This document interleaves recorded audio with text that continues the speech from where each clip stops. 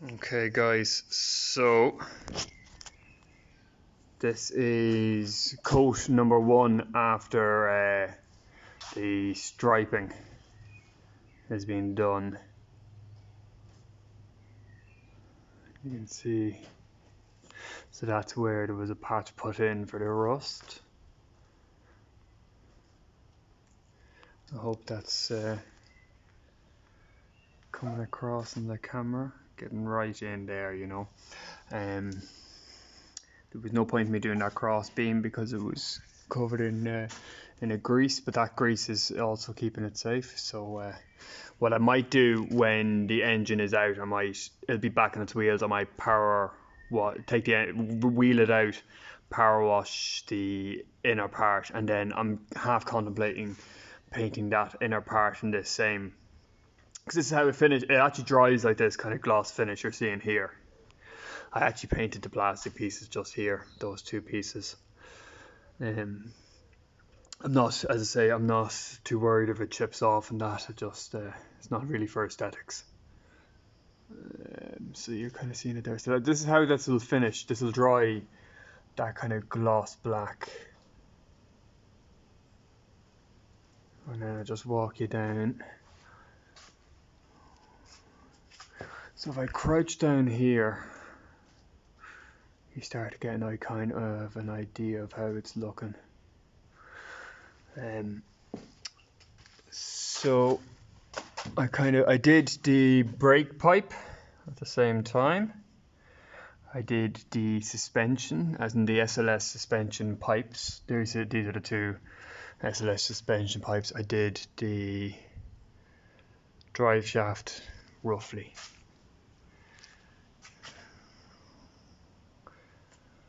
So you're kind of getting an idea here now of what it's like. That kind of gloss black finish.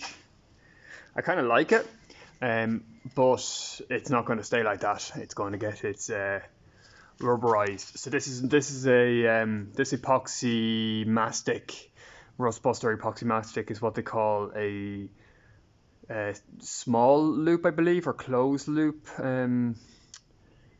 or small loop, I think is actually how it's basically referred. Basically, the likes of a rubberized coating, the kind you would normally see like a Schultzing or whatever.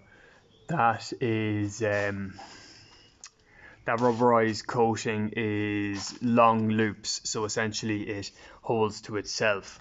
And the problem with that is, it gives a lovely kind of soft finish to it, and it absorbs impacts and everything like that. But once it breaks free from that, it will then spread. The water ingress will spread behind that surface because it holds onto itself.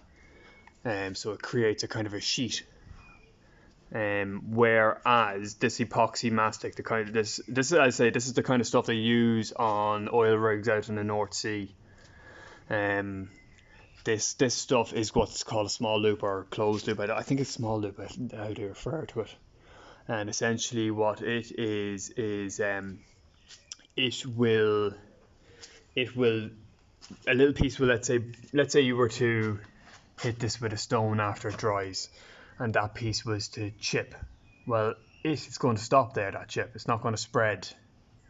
The water can't ingress any further. So it's basically each particle is kind of stuck separately to the surface. It's not stuck to itself. Let's put it that way. So that kind of gives you an idea of what that's looking like. So this surface, I could leave it like this. This is perfectly fine to leave it like that. I actually got all the way inside all them areas too. So this is perfectly acceptable to leave this like this. I will put another coat at least on. So this coat here, let me see, I had 750 mils. I had 750 mils of paint into this striping, all the different seams, and then after that today I'm after using 1600 mils in in its thinned out form, 1600 mils of formula or of the epoxy mastic to get this first thick coat on. So what's that working out at? Is that just shy of 2.5 litres basically used to get the first heavy coat on. Now another coat, I wouldn't be going as heavy as I'm going here, so I'd probably get away with a litre possibly for the next coat. A litre cut. So currently I was thinning it 10%. I can thin it 20% for the next coat, and do a litre mix and just see if that litre will get me through. If it did, that'd be great, because that would leave me plenty for, let's say, the Jeep or another job, or doing the engine bay. If I decide to do the engine bay, and it would leave me some for the tank and that. But I'm not going to compromise the job just to save a little bit for another time. So if that's the case, if I need more than a litre, I'll use more than a litre, maybe 1.5 litres, something like that, for a second coat. I think at 2 coats, I'm probably good with 2 coats. I did say to you yesterday that 3 coats, but this was so in depth, this coat.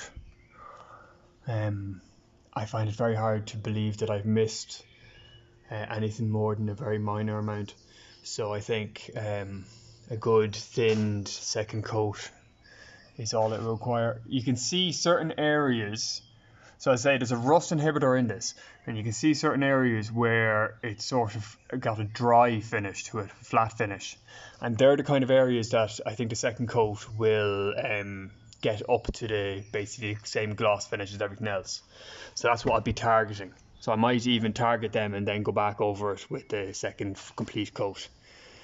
Go around and look for those flat areas. So then anyway, I could leave it as this. I could leave this finish on it as a final coat and just have that gloss finish, which is kind of nice. I have my Jeep is sort of a gloss finish like that from the previous owner. It was a gloss finish before I put a Gravitex coating on it, and I think I will still do the Gravitex coating, and the reason for it is because, yes, this is one thing, it's a hard finish. It's like a powder coated finish when it fully cures. It'll take about a week, I believe, for this to cure, and in that time I should have my final coat over, so I should be putting my Gravitex over all of this while it is still curing. Once it's cured, I believe I have to sand down the surface, but I think I can coat it before that with while it's still basically curing with the Gravitex, and that will give it that rubberized finish like it has from standard now. So some of these areas will still have that rubberized finish above it, so like that it'll be a very, very strong underbody protection, and it probably will do a certain amount of acoustic dampening as well, which would be nice, considering this is going to be a diesel. Nice, and it'd be nice to get it quiet down a little bit inside the cabin. So yeah, that's that, guys. I will put the second coat onto it, and then I might only give you an update when I have the Gravitex going on, basically, because this is basically what it will look like until then. Alright guys, thanks for watching, appreciate it.